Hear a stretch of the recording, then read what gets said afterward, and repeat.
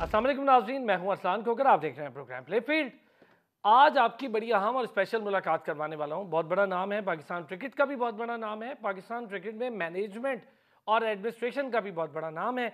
और आप जो टीम हालिया देख रहे हैं, जो टीम 2 साल से खेल भी रही थी, वही टीम आपको बनी हुई दिखाई देगी उन्हीं के हाथ से। तो इस पर काफ़ी ज़्यादा बात भी आज करेंगे कि टीम, उसके मामलात और अब वर्ल्ड कप में टीम चली गई, क्या क्या हमारे स्ट्रेंथ हैं और क्या क्या वीकनेसेस हैं। फिर जो इंडिया से मैच हम हार गए थे एशिया कप में, उस सारे का बोझ यहीं छोड़कर अब हमें एक नए सिरे से एक नया फ्रेश स्टार्ट लेना है। बाबर आजम ने अपनी प्रेस कॉन्फ्रेंस की, बड़ी अच्छी लगी मुझे प्रेस कॉन्फ्रेंस, और अच्छी बातें की। उन्होंने कहा कि जी भूल जाएं सारा कुछ और अब हम बिल्कुल सब कुछ छोड़कर यहाँ हम विनर के तौर पर वापस आना चाहते हैं वहाँ से। हारून भाई, अस्सलाम वालेकुम। वालेकुम अस्सलाम, अस्सलाम वालेकुम नाजरीन, जो भी आपके प्रोग्राम देख रहे हैं, आपकी तमाम टीम को भी मेरी तरफ से बहुत बहुत सलाम। वालेकुम अस्सलाम सर, thank you so much Haroon भाई। आज बड़ी इंपॉर्टेंट बातें। पहला सवाल हारून भाई आपसे ये कि इतने कम पैसे लेकर जो टीम आपने बनाई थी, 25 लाख लेकर वही टीम हमने देखा दोबारा अनाउंस हो गई, फ़र्क तो कोई नहीं आया। और वही टीम जा रही है जो आप 2 साल से हमें आपने दी थी। और उस पर बात हो सकती है टीम के डायनामिक्स पर, स्ट्रक्चर पर, उसकी सिलेक्शन पर, लेकिन टीम वही है, टीम कमोबेश वही है। बस वो तो एक नसीम शाह का इंसिडेंट हो गया। मेरे अपने नज़दीक तो मुझे इस बात की ज़रूर खुशी हुई है कि उन्होंने कंटिन्यूटी अपनाई है, जो नॉर्मली बहुत कम होती है। लेकिन मैं ये फ़ील करता हूँ कि टीमें इतनी जल्दी बनती नहीं हैं, और टीमें जो हैं वो जब बन जाती हैं तो उनका एक कॉम्बिनेशन होता है जिसमें आपके पास बॉलर्स हैं, आपके पास बैट्समैन हैं, और आपके पास स्पिनर्स भी हैं, और विकेट कीपर्स भी हैं। सो ये ओवर द ईयर्स अगर आप देखेंगे तो पाकिस्तान का जो वनडे का रिकॉर्ड है वो बहुत ही अच्छा था। एक्सेप्ट देखें, एक आध जगह पर हिकअप तो आएगा ना। अगर आप मैच हार जाते हैं तो हम सारी की सारी चीज़ों को जो है वो सामने ला के रख देते हैं कि जी टीम हार गई और ये हो गया। लेकिन आप वो भूल जाते हैं कि जो तसलसल है, जिसमें कामयाबियाँ ज़्यादा हैं, अगर आप 11 मैच खेले हैं, 9 जीते हैं, 2 हारे हैं, तो आपको पता लग रहा होता है कि आपकी टीम अच्छी है। बुरा दिन किसी को भी पड़ सकता है। और जहाँ तक इंजरी का मसला है, देखें इंजरी किसी के हाथ में होती नहीं है। हम्म। आपके टीम के साथ पूरा का पूरा मेडिकल पैनल होता है जो मॉनिटर कर रहा होता है अपने हर प्लेयर को। हर एक के फिटनेस का जायचा बना हुआ होता है, और उनको पता होता है कि इस वक्त ये किस लोड पे खेल रहे हैं। सो अनफॉर्चुनेट था, क्योंकि मैं मानता हूँ कि हमें पहले से ही आइडिया था, जब चीफ सिलेक्टर था, कि श्रीलंका की कंडीशंस जो है ना वो काफ़ी ज़्यादा मुश्किल होंगी। लेकिन मसला ये होता है कि आपका हर मैच बहुत इंपॉर्टेंट हो जाता है। तो लोग बहुत सारे, मैं देख रहा था, बातें कर रहे हैं कि जी फलाने को रेस्ट नहीं कराया, फलाने को रेस्ट नहीं कराया। लेकिन उसका रीज़न ये होता है कि टीम मैनेजमेंट को भी पता होता है कि यार हम पूरी टीम के साथ खेलेंगे तो मैच जीतने के चांसेस ज़्यादा हैं। सामने जो मध्य मुकाबला है वो भी बहुत स्ट्रॉन्ग टीम है। But anyway, having said that, मैं फील करता हूँ कि अच्छा हुआ कि कॉम्बिनेशन उन्होंने वही रखा। एक आध चेंज इंजरी की वजह से हसन अली को ले आए और नसीम बाहर हो गए। सो मैं तो फील करता हूँ कि बहुत कुछ सोचा होगा इन्होंने, जो कि मैं फील कर रहा हूँ कि जहाँ एक दो मुझे झोल नज़र आ रहे हैं, अगर उन्होंने डिस्कस किया हुआ होता तो हो सकता है कि ये टीम और ज़्यादा बेहतर हो जाती। अच्छा, डिस्कशन तो हारून भाई हुई, लेकिन वहाँ डिस्कशन का फ़ायदा कोई नहीं हुआ। हफीज़ को छोड़ के जाना पड़ गया, मिसबाह उल हक नाराज़ हो गए क्योंकि सिफारिशात दी थी टेक्निकल कमेटी ने। और मेरा ख्याल है टेक्निकल कमेटी बनाई इसीलिए गई थी कि उसका काम ये था कि वो तमाम टेक्निकलिटीज़ को मद्देनज़र रखे और फिर अपनी सिफारिशात पेश करे। जैसा मेरा ख्याल है सरफराज के हवाले से नाम था उस टेक्निकल कमेटी में कि अगर रिजर्व विकेट कीपर रखना है तो सरफराज को रख लें, हारिस को T20 में रखें। देखिए, ये जो चीज़ें हैं ना, ये बड़ी कॉम्प्लिकेटेड है। दूसरा एक थोड़ा-सा मैं आपको ये बता दूँ कि ये जो बड़े नाम जब आते हैं किसी टेक्निकल कमेटी में, जब इनको लाया जाता है, ये इनको अंदाज़ा कर लेना चाहिए कि जब ये कोई भी असाइनमेंट लेते हैं तो उसके उनको देखना चाहिए कि उसके मोडालिटीज़ क्या हैं, बेंचमार्क्स क्या हैं, हमने कैसे इसको फ़ॉलो करना है। देखिए, हमेशा से जो टेक्निकल कमेटी होती है ना, इवन आईसीसी की भी जो टेक्निकल कमेटी है, वो सिर्फ़ रिकमेंडेशंस दे सकती है। ये बाइंडिंग नहीं है आईसीसी के ऊपर। अगर क्रिकेट कमेटी ने उनको जो रिकमेंडेशन दी है उसके ऊपर वो मनोहन उसका उसका इस्तेमाल करें, या उसको कह दें कि हाँ जी यही होना बिल्कुल चाहिए। तो सही। यही चीज़ जो भी टेक्निकल कमेटी पाकिस्तान में भी बनेगी, क्रिकेट कमेटी बनेगी, उसका मकसद सिर्फ सिफारिशात देना है।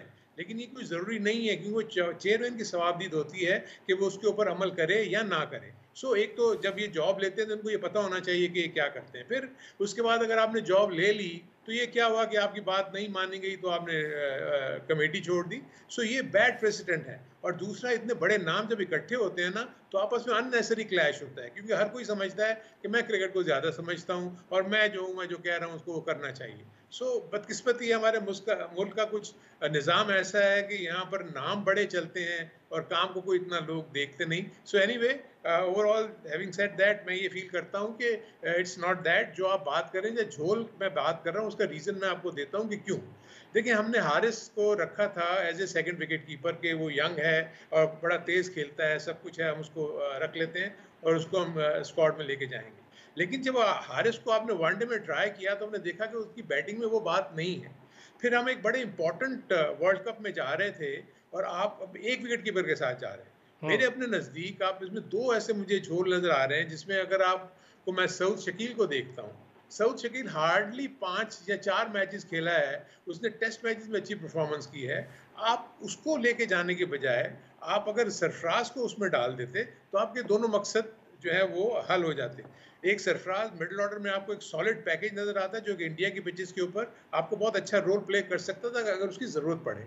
अब क्या है कि अब आप ना तो ट्रैवलिंग रिजर्व में है और आपने ट्रैवलिंग रिजर्व में भी हारिस को ही रखा हुआ है। सो इनको इश्यूज होंगे, खुदा ना खास्ता अगर रिजवान को कुछ होता है तो रिजवान को रिप्लेस करना पड़ेगा उन्हें, क्योंकि वर्ल्ड कप में अगर कोई अनफिट होता है तो पूरे टूर्नामेंट के लिए बाहर हो जाएगा। सो ऐसा ही मेरे है। अपने नज़दीक एक तो इनको ये इशू था। दूसरा, जो मैं ये एक और फील कर रहा था कि अगर ये इन्होंने सोचा है या नहीं सोचा, मुझे नहीं इसका आइडिया, कि आप ये देखें कि आपके ओपनिंग में प्रॉब्लम हो रहा है। आपका ओपनिंग स्टैंड जो है वो नहीं चल रहा। फ़खर जमान जो है इतनी अच्छी कारकर्दगी नहीं दिखा रहे। होपफुली वो फॉर्म गेन कर लें, वो वापस आ सकते हैं, कोई इशू नहीं है। लेकिन आप ये देखें कि हम रिजवान को नंबर 4 पे इस्तेमाल करते हैं। रिजवान T20 में ओपन करते रहे।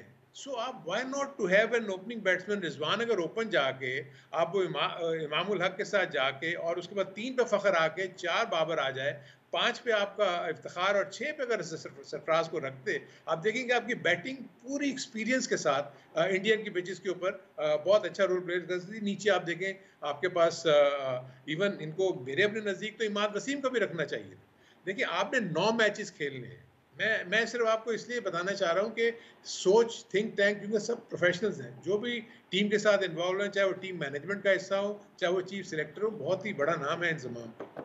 आप ये देखें कि वहाँ पर इमाद वसीम, आपने 4 या 5 मैचेस की मैचेस हैं जिसमें आप इंडिया के खिलाफ कह सकते हैं, आप ऑस्ट्रेलिया के खिलाफ कह सकते हैं, आप साउथ अफ्रीका के खिलाफ कह सकते हैं, आप इंग्लैंड के खिलाफ कह सकते हैं। सो ये 4 मैचेस में से अगर आप 3 मैच जीत जाते हैं तो आपके बहुत ज़्यादा चांसेस हो जाते हैं कि आप टॉप 4 में फिनिश करें। सो अगर आप इमाद को भी रखते हो वहाँ पर और एक आध ओपनर, फॉर इंस्टेंस मैं फील करता हूँ अब्दुल्ला शफीक, ठीक है, अच्छा परफॉर्म कर रहे हैं, लेकिन अब्दुल्ला शफीक की जगह पर अगर आप रिजवान को ऊपर लेके जाइए, मैं हाइपोथेटिकली ये मैं आपको बता रहा हूँ। सो आपके पास, यानी उन की मैचेस के लिए आपके पास चॉइस होती कि यार हम इमाद वसीम को भी खिला सकते हैं, इमाद वनडे मैचेस नहीं खेला हुआ, सो उसको स्पेयरिंगली यूज कर सकते थे आप। 2 से 3 की मैचेस में वो मैचेस अगर आप जीत लेते हैं, जितने आउटस्टैंडिंग वो बैटिंग फॉर्म में है और मिडिल ऑर्डर में नीचे आके वो बैटिंग करता है, आपके पास पावर हाउस नीचे आ जाता है, इफ्तिखार, इमाद, फिर उसके बाद ये हमारे शादाब खान, और तो आपके पास अच्छे खासे ये वो। सो ये एक तो मुझे नज़र आता है। बाकी ओवरऑल मैं फील करता हूँ कि टीम ठीक है। हसन अली का भी आना ठीक है, इसलिए कि हसन, उनको एक्सपीरियंस बॉलर चाहिए था। हसन अली ने अभी इंग्लैंड में जाके काउंटी में अच्छी परफॉर्मेंस दी थी और हमने उसको टेस्ट मैच में भी लिया था। सो मेरे अपने नज़दीक बाकी तो सारी चीज़ें ठीक है। ये 2 की इश्यूज थे जो मैं समझता हूँ उनको कहीं ना कहीं हर्ट ना करें। ठीक हो गया। एक छोटा सा ब्रेक। अरुण भाई, जो आपने नाम लिए इसीलिए मैंने डिटेल आपको पूरी बात मैंने बीच में टोका नहीं कि ज़रा आप अच्छी तरह बोलेंगे तो फिर मैं एक दो सवालात उसमें से लाजमी करूँगा। जो नाम है वो बिल्कुल ठीक, उनके जो बैटिंग ऑर्डर्स हैं जिसकी बात हारून भाई कर रहे हैं, मेरा ख्याल है कौन समझता होगा इतनी क्रिकेट जितनी हमारे सीनियर क्रिकेटर्स समझते हैं, और सिलेक्टर हैं तो जाहिर है वो सोच के सिलेक्ट करते होंगे टीम। अब ज़रा आपको बताते हैं ये सिलेक्शन प्रोसेस होता कैसे है। इतना आसान नहीं होता कि कोई सोशल मीडिया पर लड़का पॉपुलर हो गया तो उसको डाल दे टीम में, ऐसे नहीं होता। वापस आते हैं ब्रेक से तो इस पर भी बात करते हैं।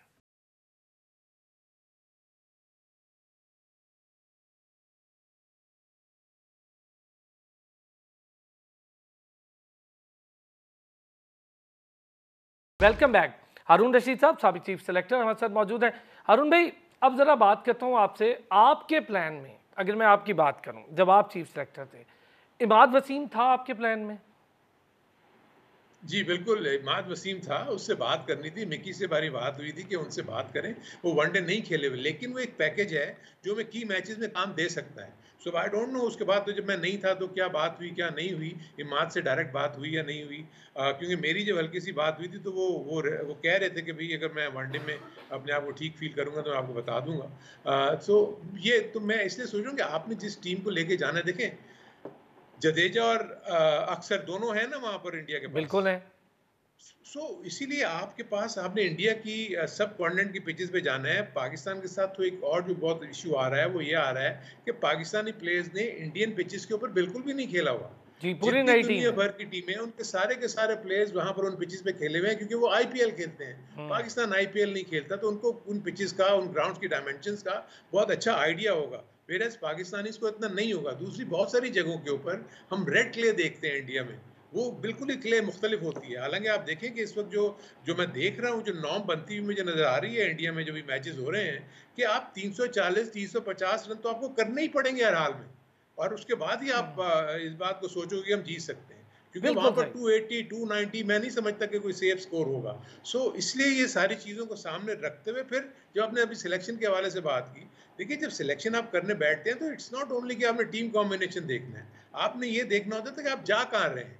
आप जिन पिचेस पे खेल रहे हैं उनका रवैया क्या है? कि हम्म। वहाँ स्पिनर्स कामयाब हैं, वहाँ फास्ट बॉलर्स कामयाब हैं, मिडल ओवर में कौन से बैट्समैन काम आते हैं, मिडल ऑर्डर में कौन से बॉलर्स काम आते हैं।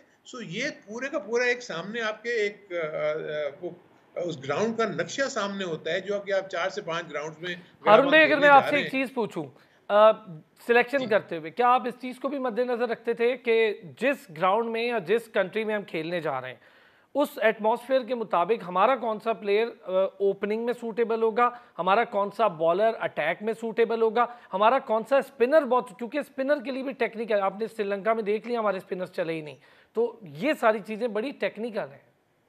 ये आप बिल्कुल सही कह रहे हैं। देखिए, लेकिन मसला ये है कि देखिए आपके पास इस वक़्त जो न्यूक्लियस बना हुआ था ना, आपका सिर्फ़ जो एरिया ऑफ कंसर्न था, वो आपका स्पिन बॉलिंग डिपार्टमेंट था। सही। वहाँ पर आप उसामा को हम लेकर आए, वहाँ पर मैंने देखा कि शादाब क्योंकि थोड़ा-सा ऑफ कलर है, आई होप कि वो वापस आके ठीक हो जाएँ क्योंकि शादाब बहुत तेज़-तेज़ बॉलिंग कर रहे हैं। 92, 97 की उसपे बॉलिंग कर रहे हैं। व्हेयरएज़ मैं देख रहा था कि जो स्पिनर्स आउट कर रहे हैं वो राउंड अबाउट 82, 90 के दरमियान रहते हुए बॉल को थोड़ा हवा देते हैं और वो परचेज़ करते हैं, जो भी पिच से उनको जो मदद मिलती है, उसकी वजह से वो आउट करते हैं। तो ये थोड़े से इश्यूज़ जो कि मैं समझता हूँ टीम मैनेजमेंट डेफ़िनिटली बात करेगी शादाब से। फिर मैंने नवाज़ को भी देखा कि नवाज़ भी बहुत तेज़-तेज़ बॉलिंग कर रहे हैं। जी हाँ। तो मेरे अपने नज़दीक ये इश्यूज़ हैं इनके पास। फ़ास्ट बॉलिंग बदकिस्मती से नसीम शाह हमारे अनफिट हो गए। पाकिस्तान की बहुत आउटस्टैंडिंग पेस अटैक था। अगर ये नसीम शाह के साथ ये तीनों बॉलर होते तो पाकिस्तान ने बहुत वहाँ पर अभी भी ख़ैर आई थिंक टीम की वो कॉम्बिनेशन बुरा नहीं है। ये लोग ज़रूर कॉम्प्लीमेंट करेंगे एक-दूसरे को। लेकिन मुकाबले काफ़ी सख्त होंगे। देखिए आपने 9 मैचेज़ खेलने हैं। 9 मैचेस पे आपके के तमाम जो प्लेयर्स हैं वो फिट रहें और 9 मैचेस खेल रहे हैं। अच्छी चीज़ मुझे नज़र आ रही है शेड्यूल में कि 3 से 4 दिन, 4 से 5 दिन या 7 दिन का gap in between the matches है। आप रिकवर कर लेंगे जो भी छोटी-मोटी निगल्स अगर आपको होती हैं। मुझे उम्मीद है इंशाल्लाह बैटिंग का क्लिक करना बहुत ज़रूरी है। ख़ास तौर पर ओपनिंग में फ़खर को कॉन्फिडेंस दिलाना बहुत ज़रूरी है। क्या वो ओपनिंग स्लॉट पे ठीक रहेंगे या नंबर 3 पे भी वो आ सकते हैं? ये वो इश्यूज़ हैं जो ये टीम मैनेजमेंट हारून देखेगी। भाई, आप मुझे अभी ये 2 बताएं, बहुत मैचेस फ़खर जो ऑफ खेलने कलर हैं। है, फ़खर ऑफ कलर है हाँ, लंबे ये अरसे से। अगर हाँ, हम अभी फ़खर की वो लेकिन देखिए वो रिप्लेसमेंट, बड़े मैचेस में वापस आ जाते हैं, प्लेयर्स ऐसे नहीं हैं क्योंकि आफ्टर ऑल इतनी परफॉर्मेंसेस दी हुई हैं। हमें 1-2 फेलियर से घबराना नहीं चाहिए। लेकिन मैं ये फ़ील कर रहा हूँ कि ये जो 2 आपके वार्म अप मैचेस हैं ना, इसमें रियल सेंस में आपको पता लगेगा कि पाकिस्तान किस माइंडसेट के साथ जा रहा है। ट्रू। क्योंकि यहाँ पर वो जो दोनों टीमें मैच खेलेंगी, उसमें आपको कॉम्बिनेशन का पता लगेगा कि पाकिस्तान का जो टीम मैनेजमेंट है वो किस अंदाज में लेके चल रही है। बहुत अच्छे। अब मुझे ये बताएं हारून भाई, आपने स्पिन की बात की, एक लंबे अरसे से मेरा ज़ाती सा एक ख्याल है कि हमें एक स्पिन कोच की ज़रूरत है। अच्छा, इसमें ये बात भी हुई, मॉनी मॉर्कल ने भी कहा इजलास में कि हमें एक स्पिन कोच की ज़रूरत है, लेकिन उसको उन्होंने वीटो कर दिया। हमारे जो हेड कोच हैं मिकी अर्थर, डायरेक्टर हैं हमारे कोचिंग स्टाफ के। आप नहीं समझते कि हमारे स्पिनर, जो आप खुद बता रहे हैं, आपने तो खैर क्रिकेट खेलते हैं हारून भाई, अब एक आदमी ने टेस्ट क्रिकेट खेली है, उससे ज़्यादा मैं तो नहीं बता सकता। आप बता रहे हैं खुद और दुनिया भर बोल रही है कि थोड़ा तेज़ कर रहा है शादाब बॉल, और नवाज थोड़ा तेज़ कर रहा है। आप उसी मैच में देख लें जो श्रीलंका का मैच था, श्रीलंकन स्पिनर्स ने इंडिया को हाथ खींचकर बॉलिंग की, फ्लाइट बॉलिंग की। वो फ्लाइट बॉलिंग की वजह से इंडिया की विकेटें निकल गई और उनके हाथ तकरीबन मैच आते आते निकला है। हमारे बॉलर्स तेज़ कर रहे हैं, और ये जो तेज़ कर रहे हैं इनको बता कोई नहीं रहा होगा। नहीं ऐसा देखिए, एक ऐसा नहीं है, दो चीज़ें हैं। देखिए जितने भी हमारे प्लेयर्स हैं दे आर प्रोफेशनल क्रिकेटर्स, कितने अरसे से ये खेलते चले आ रहे हैं। देखिए जो एक इशू लोगों को जहन में नहीं आता, होता यह है कि जब आप इंजरी के बाद वापस आते हैं ना, तो आपको बॉलिंग करनी पड़ती है, बहुत ज़्यादा बॉलिंग करनी पड़ती है। आप देखेंगे नवाज ऑफ लेट अनफिट थे, वो देखें कि आने के बाद वो आते हैं उनको मैचेस खेलने पड़ गए। तो जब तक आपने प्रिपरेशन पीछे ना की हुई हो, मैचेस आपने ना खेले हुए हों, तो आपको ये इश्यूज होते हैं।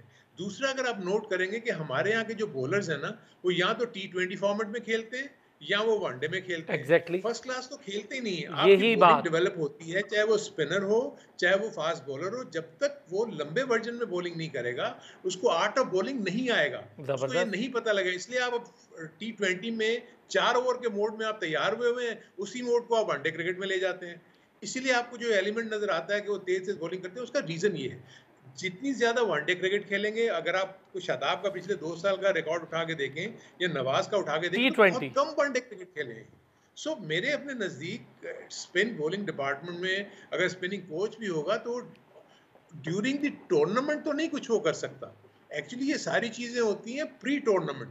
आप उससे पहले स्पिन बॉलिंग कोच को लाते हैं, उसके पुराने मैचेस देखने के बाद आप फिर ये अंदाजा करते हैं कि यार क्या क्या इश्यूज आ रहे हैं, दूसरे बॉलर्स के साथ मुवाजना करते हैं कि वो क्या कर रहे हैं। नहीं है, थोड़ा सा मुझे अलाइनमेंट का इशू भी नजर आ रहा है शादाब खान में, क्योंकि वो फाइन लेग की तरफ आपको अपना फ्रंट फुट लैंड करते हैं, वहां से वो लाके लेग ब्रेक करने की कोशिश करते हैं, तो लाइन और वो जो डायरेक्शन है उसमें इश्यूज उनको होते हैं। आप देखते हो कभी वो शॉर्ट बॉल कर देते हैं, कभी उनकी फुल टॉस हो जाती है। तो ये सब एग्री। यही कि lack of bowling in a longer version of the game, यानी वनडे 10 ओवर आपको 2-3 स्पेल में आना पड़ता है, आपने सर, T20 में आपको 2 हारून स्पेल भाई, में आना पड़ता है, 2 ओवर आपने जो किए 2 बात ओवर की किए, है ना, दैट्स ऑल। ये बड़ी इंपॉर्टेंट है सर। अब मुझे ये बता दें कि डोमेस्टिक क्रिकेट हमारे बड़े बड़े नाम नहीं खेल रहे। 2023-24 में तो बाबर आजम भी नहीं है डोमेस्टिक क्रिकेट के नामों में। अच्छा, हमारे बड़े प्लेयर्स ज़्यादातर लीग्स पर तवज्जो है T20 की, ये आप माने, क्योंकि सारे लोग ये देख रहे हैं। हम लंका प्रीमियर लीग भी खेल रहे हैं, कैरिबियन भी खेल रहे हैं, बिग बैश में भी शादाब बहुत खेल रहा है माशाल्लाह बिग बैश, और अच्छा है कि हमारे प्लेयर्स। लेकिन क्या आप नहीं समझते कि ये बोर्ड की रिस्पॉन्सिबिलिटी है रिस्ट्रिक्ट करे कि भाई 4 रोज़ा कायदे आज़म ट्रॉफी खेलो, उससे आप कलर में भी आते हो, अपनी फॉर्म भी गेन करते हो, 100 ओवर करो, मुख्तलिफ डिलीवरीज ट्राई करो ताकि आपको डिलीवरीज भी बढ़ें आपकी। देखिए, एक तो मैं आपको बताऊं कि इनफैक्ट जो आप ये बात कर रहे हैं ना कि ये प्लेयर्स क्यों भी नहीं खेल सकते, उसका रीज़न ये है कि हमारा इंटरनेशनल कैलेंडर जो है वो इतना जैम सही। पैक्ड है कि हमारी जो नेशनल टीम है ना मुसलसल बिजी होती है। जब वो बिजी होती है तो अपने फर्स्ट क्लास के उसको मैचेस को डेफिनेटली वो मिस करती है। लेकिन कोशिश यही होनी चाहिए कि जब भी वो हमारा इंटरनेशनल कैलेंडर, अगर हमारे डोमेस्टिक क्रिकेट से हम कोशिश यही करते रहे पीछे कि अपना इंटरनेशनल कैलेंडर हम इस तरह डोमेस्टिक का कैलेंडर ऐसा बनाएं कि हमारा और उसका क्लैश ना हो। लेकिन क्योंकि पाकिस्तान को आपको याद है कि हमें क्रिकेट इतनी ज़्यादा नहीं मिली, तो हमने बहुत ज़्यादा सीरीज ऊपर नीचे रखने की कोशिश की। आपको पता है हमारे मुल्क में कोई टीमें नहीं आ रही थी, तो इसलिए हमने बार बार अपनी टीमों को बुलाना शुरू किया। तो उसकी वजह से जब साइड पे हमारी फर्स्ट क्लास क्रिकेट चल रही होती है तो ये प्लेयर्स क्योंकि इंटरनेशनल ड्यूटी पे होते हैं, इसलिए वो नहीं खेल सकते। लेकिन मैं ये फील करता हूँ कि एटलीस्ट 4 से 5 मैच, अगर आप पूरे मैचेस नहीं भी खेल सकते, 4 से 5 मैच भी अगर आप खेल लेंगे ना, तो आपकी वो चीज़ जो है ना वो ग्रो होगी। आप बॉलिंग खास तौर पर करते हुए आपको पता लगेगा कि अगर आप दिन में 20-20 ओवर कर रहे हैं तो आपका बाजू तैयार होगा, आपका शोल्डर तैयार होगा, आपको पता होगा कि आपकी स्ट्रेंथ कितनी है कितनी नहीं है। सो ये इसके ऊपर डेफिनेटली सोचना चाहिए, और वो इन प्लेयर्स के लिए भी अच्छा होगा। मैंने बहुत कम देखा है कि प्लेयर्स हमेशा कीन रहे हैं, ऐसा नहीं है। बाबर आजम जब भी कभी होते हैं, उनको अगर फर्स्ट क्लास का मौका मिले वो ज़रूर खेल रहे होते हैं, इसी तरह और दूसरे प्लेयर्स भी खेल रहे होते हैं। अगर इसीलिए तो मैंने जब शुरू में जब मैंने सिलेक्शन का वो देखा, तो मैंने बहुत सारे प्लेयर्स को देखा जो T20 फॉर्मेट से निकल के एकदम से ऊपर चले गए। सो उनकी जो लिस्ट है क्रिकेट है वो बहुत कम है। तो जब वो क्रिकेट कम है तो इसलिए ऑब्वियसली उन्होंने ना बॉलिंग की होगी, ना उनकी वो तैयारी होगी, तो इसलिए उनके ये इश्यूज रहते हैं। आप जो देखते हो कि अनफिट हो जाते हैं या इंजरीज के प्रॉब्लम्स आ जाते हैं, क्योंकि हमारे यहाँ पर ग्रास रूट लेवल के ऊपर उनकी उठान वैसे नहीं होती। यानी उनकी जबरदस्त। ट्रेनिंग और डेवलपमेंट वैसे नहीं होती जैसे होनी चाहिए। सो इसलिए जब ये इंटरनेशनल उस पे फोरम पे आते हैं, वहाँ इनकी रियल सेंस में ट्रेनिंग एंड डेवलपमेंट शुरू होती है, जो कि मेरे नज़दीक काफ़ी लेट है। ज़बरदस्त, ज़बरदस्त अरुण भाई। एक छोटा सा ब्रेक, ब्रेक से वापस आते हैं। अब ज़रा बात करूँगा जिसका डिस्कशन होनी है, और उसके बाद ज़रा हमारे चेयरमैन वाले मामले पर कि कोई चेयरमैन रुकता ही नहीं है, और जो नया आता है फिर वो अपनी टीम भी साथ ले आता है, तो प्लेयर्स अलग परेशान रहते हैं। कॉन्ट्रैक्ट वाला मसला अब आखिरी हल पहुँच गया है, बस अब कॉन्ट्रैक्ट भी सारा कुछ निमट गया, तो ये एक अच्छी चीज़ हो गई, वरना इस पर बड़ी परेशानी थी कि वर्ल्ड कप सर पे अभी तक कॉन्ट्रैक्ट्स नहीं हुए हैं। चलिए जी, ब्रेक लेते हैं, वापस आते हैं तो इस पर बात करते हैं।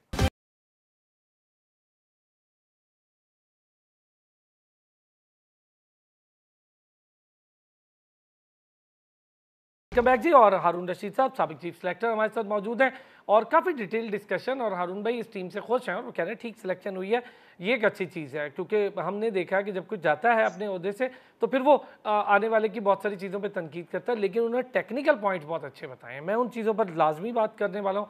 हारून भाई, वसीम जूनियर आपकी भी टीम का हिस्सा, उससे पहले मोहम्मद वसीम की भी टीम का हिस्सा, और फिर हम देख रहे हैं कि वो अभी भी वसीम जूनियर को पहले ऑलराउंडर बताया गया। हमने उसकी ऑलराउंड परफॉर्मेंसेज नहीं देखी अभी तक, लेकिन ऑलराउंडर बताया गया। एक तो वसीम जूनियर क्यों आपकी सिलेक्शन का हिस्सा रहा, क्या कोई रीज़न है टेक्निकल कि उसको रखना ज़रूरी है? फिर दूसरा सलमान अली आगा, क्या सिर्फ बॉलिंग की वजह से उसको एक हम कहें कि अपर हैंड हासिल है कि बॉलिंग भी कर लेता है? देखिए, एक तो सबसे पहले तो मैं आपको वसीम के बारे में बताऊं। आई थिंक एक बड़ा अच्छा प्रॉमिसिंग यंगस्टर है, 140 प्लस पे बॉलिंग करता है, लेकिन उसके कुछ टेक्निकल इश्यूज हैं जो मैं फील करता हूं कि इसको अभी तक एड्रेस हो जाना चाहिए था। दूसरा, उसको भी ऑलराउंडर कहना मेरे नज़दीक बड़ी ज़्यादती है। अभी तो उसको इतना ज़्यादा उसने अपने आप को एज एन ऑलराउंडर तो प्रूव नहीं किया। जी, हमने बैटिंग ही उसका नहीं देखी बॉलिंग अभी का तक। इशू है थोड़ा सा। अगर आप देखते होंगे कि उसकी ज़्यादातर बॉलें जो है वो लेग स्टम्प से बाहर जाती हैं। जी। वो उसका सिर्फ रनअप का इशू है, जब वो डिलीवर करने आता है ना, उस वक्त वो फेस कर रहा होता है फाइन लेग को। ये थोड़ी सी एडजस्टमेंट की जरूरत है, उसके उसके रनअप को सीधा किया जाए और वहां से आके वो बॉल करेगा तो उसकी गेंद वो ऑफ स्टंप पे गिरना शुरू हो जाएगी, और जो उसके लिए जो फायदा भी हो सकता है, और उसमें विकेट्स भी यॉर्कर बहुत अच्छी करता है। दूसरा मसला ये होता है कि एक या दो मैचेस में अगर उसकी परफॉर्मेंस अच्छी नहीं होती तो आप उसको ड्रॉप कर देते हैं। जब तक आप उसको कॉन्फिडेंस नहीं देंगे कि यार वो सारे मैचेस खेलेगा, तो उस वक्त तक तो कोई भी प्लेयर डिलीवर नहीं कर सकता। एक मैच में खिला के दूसरे मैच में आपने ड्रॉप कर दिया, फिर 3 मैचों के बाद उसको बुलाया, तो रिदम, वो कॉन्फिडेंस, वो मेंटल जो उसकी स्टेबिलिटी है या जो फोकस है, वो डेफिनेटली हर्ट होता है। ठीक। सो अच्छा मेरे हारून भाई, नज़दीक वसीम के चूंकि लिए वक्त तो कम है ना, इसलिए आपने आपको ये वसीम का बताया, हाँ, अब धानी का भी। जी, हारून भाई, धानी जी, धानी टीम का हिस्सा रहता है, बेंच पे बिठाते हैं, मैच नहीं खिलाते, एक खिलाते हैं बाहर कर हाँ, देते हैं, फिर हम किस तरह की इसीलिए अजीब इम्प्रूवमेंट सा नहीं आएगी मामला ना, चला रहे हैं? इसीलिए इम्प्रूवमेंट नहीं आएगी जब तक आप देखिए, इंडिया ने पिछले 1 डेढ़ साल में अपने मेन बॉलर्स को, बुमराह उनके अनफिट हुए, आप देखिए कितने नए बॉलर्स उन्होंने ट्राई कर लिए, और अब आप देखेंगे वो सारे सारे आगे डिलीवर करना शुरू कर दिए। सो ये एक तरीका होता है कि आप किस तरीके से अपने प्लेयर्स को कॉन्फिडेंस देंगे। अभी आप देखेंगे इंग्लैंड की टीम आयरलैंड के खिलाफ खेल रही है, कोई भी वर्ल्ड कप का प्लेयर उसकी टीम में शामिल नहीं है, क्योंकि हमारे यहाँ इशू ये होता है कि हम हारने और जीतने से इतना घबराते हैं, हारने से खास तौर पर, जीतना तो चाहता है हर कोई, कि अब नहीं, हमने पूरी टीम के साथ ही खेलना है। आपको याद होगा कि हमने अफगानिस्तान के सीरीज में, जो कि वो सीरीज हमारे कैलेंडर में नहीं थी, हमने इन प्लेयर्स को रेस्ट करा के यंग लड़कों को भेजा था। तो वो इतना क्रिटिसिज्म हो गया कि जी आपने सीनियर प्लेयर को रेस्ट क्यों करा दिया। अरे भाई, आप अपने बेंच स्ट्रेंथ को कब तलाश करेंगे, आप उनको कब मौके देंगे? तो इसीलिए हमने ए टीम के टूर्स भी करवाए, ताकि आपको पता हो कि आपका बेंच में क्या मौजूद है। हमने अच्छे खासे प्लेयर्स आपको बेंच में तैयार करके दे दिए। इस वक्त 11 फास्ट बॉलर्स आपके पास मौजूद हैं, आप जिसको मर्जी चाहे खिला दें। धानी इस वक्त बेंच पे बैठा हुआ है, और बहुत सारे प्लेयर्स बेंच पे बैठे हैं। आपका हसनैन जो है, मुझे लगता है दोबारा अनफिट हो गया, वो बेंच पे बैठा हुआ है। प्लस इसी तरह आप देखें कि बहुत सारे अच्छे बैट्समैन आपको नजर आ रहे हैं। हुरैरा अच्छी तरह बैटिंग करते हैं, अहमद जमाल जो है, आमिर जमाल जो है, वो अच्छा प्रॉमिस शो करते हुए नजर आ रहे हैं। सो प्लेयर्स हैं आपके ठीक हो पास, गया। ऐसा नहीं है कि नीचे प्लेयर्स नहीं है, ठीक आप है उनको हारून मौका भाई, देंगे तो अब तभी ये। ज़रा चूंकि वक्त की कमी है, एक सवाल का जवाब कि ये जो हमारे चेयरमैन आते हैं चले जाते हैं और साथ एक अपनी टीम भी लाते हैं ले जाते हैं, कितना इसके लिए मुश्किल पड़ती है एक पूरी टीम को काम करते हुए, कि वो काम ही कर रही होती है तो चली जाती है, और फिर हम लॉबिंग भी नहीं कर पाते। हमारे एशिया में ही लॉबिंग बेहतर नहीं हो पा रही। ये बड़ी बदकिस्मती है इस मुल्क के लिए। आई थिंक मैं वही हैरान होता हूँ कि मैं अगर पिछले अपने 10 सालों के में जो मेरा टेन्योर था पीसीबी में, मैंने कोई 8 या 9 चेयरमैन के साथ काम किया। देखो, होता ये है कि मैं बदकिस्मती से जो हमारे चेयरमैन जो भी आते हैं ना, उनको क्रिकेट से इतना ज़्यादा तो उनको नहीं पता होता कि इसके इन्स एंड आउट्स क्या हैं। होता क्या है कि वो बाहर बैठ के बातें सुन रहे होते हैं कि जी मीडिया के थ्रू, इनके थ्रू, अच्छा पीसीबी में ये हो रहा है, पीसीबी में ये हो रहा है, फलाना हो रहा है, तो वो समझते हैं कि पीसी में सारा कुछ ही खराब हो रहा है। तो वो जब आते हैं, अपनी नई टीम को लेकर आते हैं, और नई टीम को लेकर आके जो पुरानी पॉलिसीज़ हैं, जो अच्छी भी होती हैं, उनको भी वो नलिफाई करने की कोशिश करते हैं, कहते हैं इसको ख़त्म करें, हम अपने तौर पे करेंगे, और अपने साथ कुछ क्रिकेटर्स को बिठा लेते हैं। और वो क्रिकेटर्स के भी डिफरेंट डिफरेंट एंगल्स होते हैं। वो कहते हैं नहीं जी इस तरह चलना चाहिए, इस तरह नहीं चलना चाहिए। सो मेरे अपने नज़रिए ये भी एक बहुत बड़ी पाकिस्तान के लिए प्रॉब्लम्स है। जब तक, क्योंकि प्राइम मिनिस्टर आपका पेट्रन है, वो 2 नॉमिनीज़ जो वो देता है उनमें से एक ने चेयरमैन बनना होता है। अब वो जो वो 2 नॉमिनीज़ हैं, वो क्रिकेटर्स की बैकग्राउंड के साथ नहीं होते। उनका एडमिनिस्ट्रेटिव बैकग्राउंड डेफिनिटली अच्छा होता है। Of all these such people, जो मैंने जितना काम किया, मैं आपको बताऊं कि जो नजम सेठी साहब जो पिछले दौर में थे, उन्होंने बहुत ज़बरदस्त काम किया था। आई थिंक जो कंटिन्यूटी अगर वो रहती, तो मैं आपको बता सकता हूँ कि पाकिस्तान की टीम इस वक्त, और दुनिया में आईसीसी में भी पाकिस्तान का नाम बहुत होता।